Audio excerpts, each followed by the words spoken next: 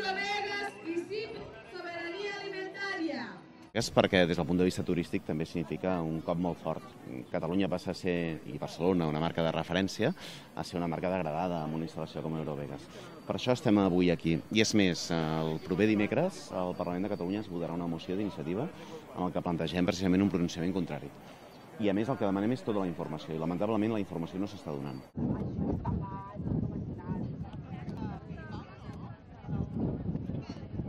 Eurovegas.